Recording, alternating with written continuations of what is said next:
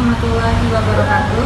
Perkenalkan, nama saya Rizky Pravitri Asmari, NIM C1B021077 dari Prodi Ilmu Tanah, akan menyampaikan implementasi Pancasila dalam perumusan kebijakan. Pancasila adalah ideologi dasar bagi negara Indonesia.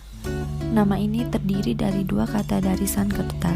Panca berarti 5 dan sila berarti prinsip atau asas. Pancasila merupakan rumusan dan pedoman kehidupan berbangsa dan bernegara bagi seluruh rakyat Indonesia. Pada zaman reformasi saat ini, pengimplementasian Pancasila sangat dibutuhkan oleh masyarakat, karena di dalam Pancasila terkandung nilai-nilai luhur bangsa Indonesia yang sesuai dengan kepribadian bangsa. Selain itu, kini zaman globalisasi begitu cepat menyakit negara-negara di seluruh dunia termasuk Indonesia. Implementasi Pancasila dalam kehidupan bermasyarakat pada hakikatnya merupakan suatu realisasi praksis untuk mencapai tujuan bangsa. Pengimplementasian Pancasila dalam berbagai bidang. Yang pertama, implementasi Pancasila dalam bidang politik. Pembangunan dan pengembangan bidang politik harus mendasarkan pada dasar ontologis manusia. Hal ini didasarkan pada kenyataan objektif bahwa manusia adalah sebagai subjek negara. Oleh karena itu, kehidupan politik harus benar-benar merealisasikan tujuan demi harkat dan martabat manusia. Pembuatan kebijakan negara dalam bidang politik di Indonesia harus mempertahankan rakyat yang merupakan pemegang kekuasaan atau kedaulatan berada di tangan rakyat. Selain itu, sistem politik yang dikembangkan adalah sistem yang mempertahankan Pancasila sebagai dasar-dasar moral politik. Yang kedua, implementasi Pancasila dalam bidang ekonomi. Di dalam dunia ilmu ekonomi terdapat istilah yang kuat yang menang, sehingga lazimnya pengembangan ekonomi mengarah pada persaingan bebas dan jarang mementingkan moralitas kemanusiaan.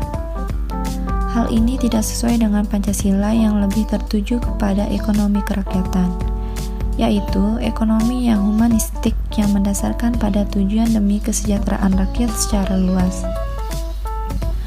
Pembuatan kebijakan negara dalam bidang ekonomi di Indonesia dimaksudkan untuk menciptakan sistem perekonomian yang bertumpu pada kepentingan rakyat dan berkeadilan. Yang ketiga, implementasi Pancasila dalam bidang sosial dan budaya.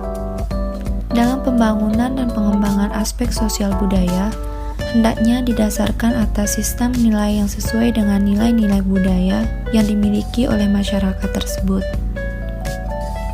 Oleh karena itu, dalam pengembangan sosial budaya pada masa reformasi ini, kita harus mengangkat nilai-nilai yang dimiliki bangsa Indonesia sebagai dasar nilai, yaitu nilai-nilai Pancasila itu sendiri. Implementasi Pancasila dalam pembuatan kebijakan negara dalam bidang sosial budaya mengandung pengertian bahwa nilai-nilai yang tumbuh dan berkembang dalam masyarakat Indonesia harus diwujudkan dalam proses pembangunan masyarakat dan kebudayaan Indonesia. Yang keempat, implementasi Pancasila dalam bidang pertahanan dan keamanan.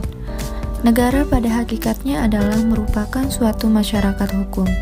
Demi tegaknya hak-hak warga negara, maka diperlukan peraturan perundang-undangan negara, baik dalam rangka mengatur ketertiban warga maupun dalam rangka melindungi hak-hak warganya.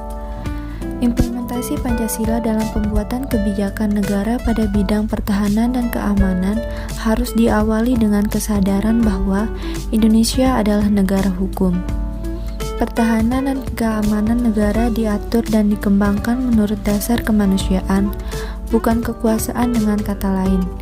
Pertahanan dan keamanan Indonesia berbasis pada moralitas keamanan, sehingga kebijakan yang terkait dengannya harus terhindar dari pelanggaran hak-hak asasi manusia.